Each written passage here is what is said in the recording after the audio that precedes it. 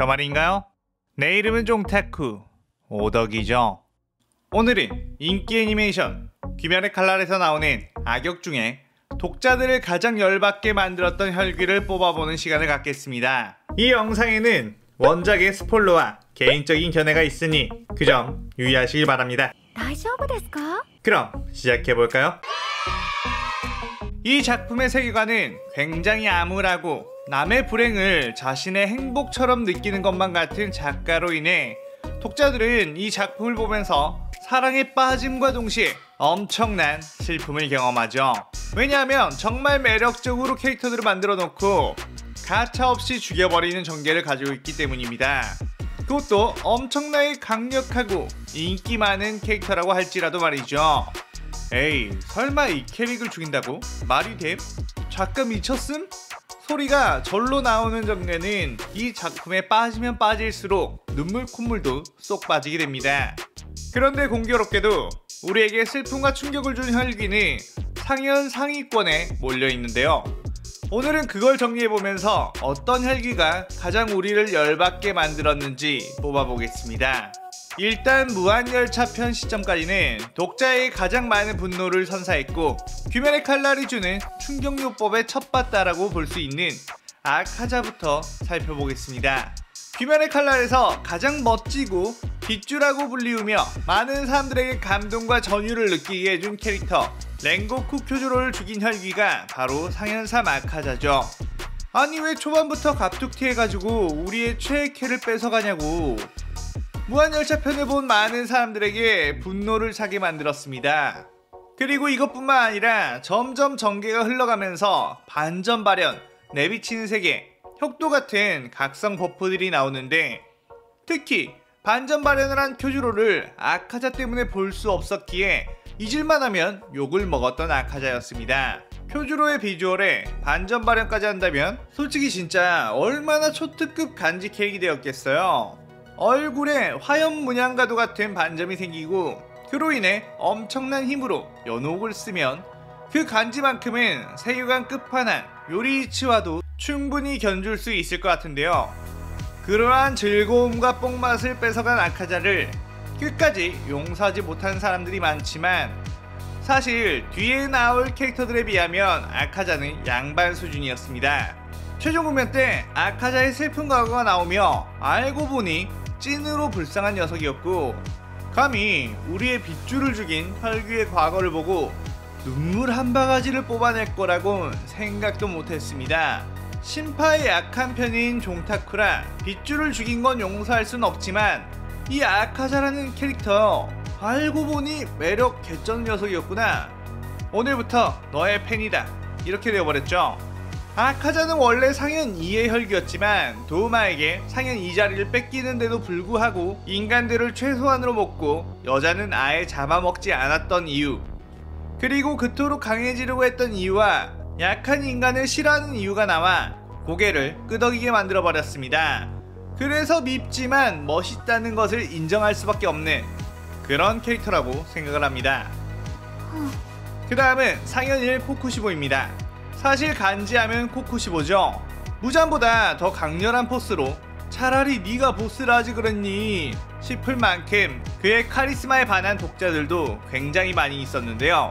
하지만 이러한 코쿠시보가 절대로 용서받지 못할 행위를 해버렸죠. 바로 최강 간지 귀요미.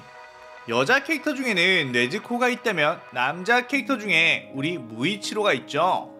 그 무이치로를 최종 구면 때 만나서 검술로 답례를 한다 치고 팔을 날려버립니다. 아니 심지어 무이치로는 코쿠시보의 자손이에요. 그 장면을 보고 정말 깜놀함과 동시에 너무 마음이 아팠습니다. 귀살대주 중에 최고의 천재이자 장래가 가장 촉망되는 무이치로의 팔을 날려버리다니요. 물론 한 팔로도 사왕이 되는 빨간 머리가 있긴 하지만 우리 미역머리 무이치로는 그 후에 다리까지 코쿠시보에게 썰리게 됩니다. 야 이거 좀 아니잖아. 어린애를 이렇게 잔인하게 공격할 수 있음? 그냥 좋게 기절시켜주면 안 되겠니? 그리고 코쿠시보 같은 경우는 또 다른 한 명에게 몹쓸 짓을 했죠. 바로 풍주 사느미의 동생 게냐. 게냐 같은 경우는 생긴 것도 좀 험악하기도 하고 첫 등장부터 우부야시키 가문의 아이들에게 험한 행동을 했다 보니 그렇게 많은 사람들에게 애정받고 있진 못하지만 그래도 나름 탄지로 동기로서 열심히 혈기 뜯어먹고 사는 아이였습니다. 사내미와의 짠한 과거도 있고요. 그런 개냐를 조각조각 깍두기로 만들어버리죠. 개냐는 그나마 혈기의 능력을 조금 쓸 수 있어서 몸이 잘린다고 해도 다시 재생할 수 있는데 끝에 가서는 결국 재생하지 못하고 죽게 됩니다. 그것으로 풍주 사내미에겐 정말 최악의 처참한 상황을 선사하게 되는 장본인이 바로 코쿠시보였습니다. 게다가 팔도 자르고 다리도 자른 무이치로를 더 나아가 반으로 잘라버리는 파렴치한 짓을 해버리죠. 무이치로는 눈도 못 감고 죽습니다. 여기서 정말 많은 사람들이 이 말도 안 되는 전개, 사실 말이 되기는 하지만 그래도 믿고 싶지 않은 전개를 보고 마시던 커피를 주르륵 흘렸다는 썰이 있죠. 코쿠시보가 간지가 나긴 하지만 그래도 무이치로와 게냐를 너무나도 잔인하게 죽인 것만큼은 용서받지 못하며 많은 이들에게 슬픔을 안겨줬다는 것에 여기에 랭크했습니다. 그 다음 여기서부턴 앞에 나온 아카자와 코쿠시보보다 훨씬 분노를 자아냈던 인물들인데 바로 상현이 도우마입니다. 도우마는 여자만 골라서 잡아먹고 그냥 또라이 같은 인성으로 무잔조차 거르는 상현이자 아카자는 얘만 보면 패죽이려고 하죠. 그런 도우마의 분노 유발 행적을 살펴보자면 첫 번째로 이노스케의 엄마를 잡아먹었습니다. 사이비 종교의 교주였던 도우마는 사람 좋은 척하다가 신도들을 잡아먹었는데 그 신도 중 한 명이 이노스케의 엄마였고 도우마가 사람 잡아먹는 것을 본 이노스케의 엄마는 갓난애기인 이노스케를 데리고 필사적으로 도망쳤지만 도우마에게 금방 따라잡히고 말았죠.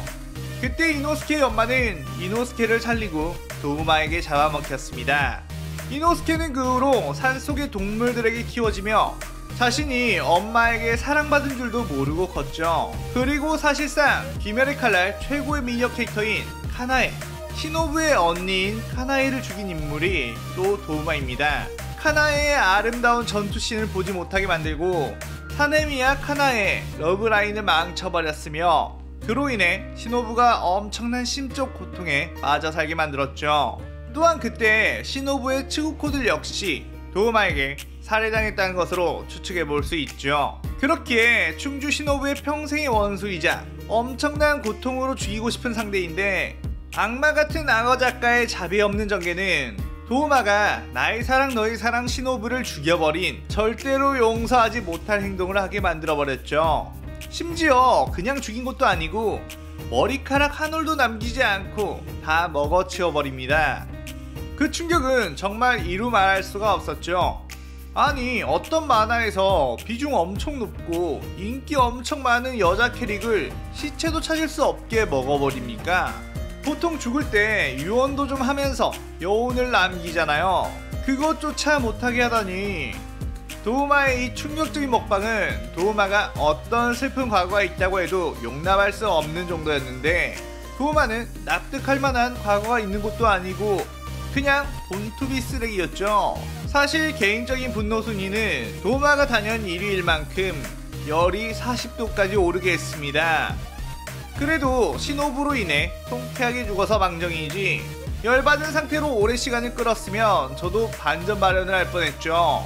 저는 25살이 넘었기 때문에 반전 발현하면 바로 내일 죽습니다. 그렇게 반전 발현을 막아준 시노부, 이 목숨 시노부가 살려준 거라 생각하고 열심히 살아야겠네요. 고양이 인정? 인정! 도우마는 죽어가면서 끝까지 시노부의 영혼에게 찝쩍거리는 추태를 부리며 시노부의 입에서 상욕이 나오게 만들었습니다. 어떻게 보면 참 일관성 있는 쓰레기 캐릭이라 나름 인기까지 끌고 있죠. 자, 마지막으로 모든 것의 원흉. 이 녀석 없었으면 앞에 서 있는 모든 이가 죽을 일이 없었죠. 바로 태초의 열귀 추잔입니다. 추잔은 일단 탄지로의 가족들을 죽이고 네지코를 혈기로 만들었었죠. 그리고 많은 이들이 원치도 않게 혈기로 살아가게 만들었습니다. 뭐 이런 부분이야 세계관을 위해 어쩔 수 없다고 하더라도 자신이 신적인 존재, 대자연 그 자체로 생각하며 인간은 그저 먹이일 뿐이라고 생각해 세계관 끝판왕 요리치에게 깝치다가 털끝 하나도 못 건드리고 해해호흡 맞고 추잡하게 빤스러내서 요리치 수명이 다하는 날까지 기다렸다가 슬슬 기어 나왔죠. 아마 코쿠시보를 통해 요리치가 죽은 것을 확인하지 않았다면 계속 어딘가에 쥐 죽은 듯이 숨어 있었을 겁니다. 그런데 계속 숨어나 있지 또 기어 나와 네즈코를 혈기로 만들 뿐만 아니라 무한열차 때 혼자 잘 놀고 있던 아카자 불러다가 쿄조로를 죽였죠. 사실 쿄조로가 죽은 게 아카자가 자신의 의지로 가서 죽인 게 아니고 무잔이 얼른 가보라고 시켜서 간 것입니다. 그리고 무잔의 존재 자체가 저주여서 우부야시키 가문은 원인 모를 병에 시달리며 단명했고 자신에게 더 이상 필요하지 않다고 생각한 하연들을 숙청해버렸고 자신이 가장 유용하다고 생각했던 나키메조차도 자신이 쫄리는 상황이 되니까 바로 죽여버리죠. 최종 후면 때는 자기 피를 묻힌 더러운 촉수 공격으로 끝판왕으로서의 간지를 떨어뜨리더니 자신이 밀리니까 또 역시나 빤스런을 시전하다 무슨 괴상한 거대 베이비로 변해 또 응애거리다가 아주 추하게 죽어나갔죠. 그냥 이렇게 귀살대와의 싸움에서 져서 추하게 죽고 해피하게 끝났으면 좋았는데 최종 후면 때 귀살대원들은 무잔에게 입은 데미지가 너무 컸습니다. 일단 기우의 팔을 하나 날려버려 기우의 팬들의 마음을 텁텁하게 만들었죠. 안 그래도 반점 때문에 짧은 수명 불편하게 살게 만들다니. 그리고 오바나의 눈을 멀게 만들어 이제 막 오바나에게 입덕해서 빠지고 있던 팬들의 눈도 캄캄하게 만들어버렸습니다. 심지어 오바나이는 결국 죽고 말죠. 심지어 그냥 죽는 것도 아니고 사랑하는 미치리를 보지 못하며 목소리만 들으면서 최후를 맞이하게 됩니다. 그리고 귀엽고 사랑스러운 미치리를 죽게 한 것도 바로 작가 아니 무잔입니다. 굳이 미치리를 죽일 필요가 있었나 싶었는데 끝내 죽게 만들어 작가 인성은 무잔과 똑같다 증명이 되었죠. 그리고 최강의 피지컬, 최강의 전력 교메이에 튼실한 다리를 자르고 그것뿐만 아니라 죽게 만들었습니다. 그리고 셀 수 없이 많은 귀살대원들을 학살을 했죠. 거기에다가 마지막에는 탄지로에게 희생해 탄지로를 혈기로 만들어 그 착한 탄지로가 아군을 공격하게 만들었습니다. 그러면서 마지막엔 탄지로에게 빌면서 제발 혈기의 왕이 되어달라고 하죠. 냉철함과 잔혹함을 끝까지 가지고 가면 잘생긴 얼굴로 꽤나 입덕하는 사람들이 많았을 텐데 추한 짓을 너무 많이 하다 보니 무잔이 아닌 추잔으로 불리게 되었죠.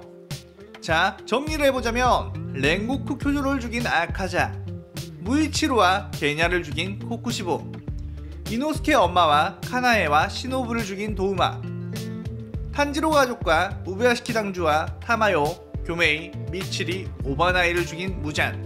여러분들이 귀멸의 칼날을 볼 때 가장 열받게 했던 인물은 누구인가요? 그때 받은 충격의 감정도 함께 댓글로 남겨주신다면 감사하겠습니다.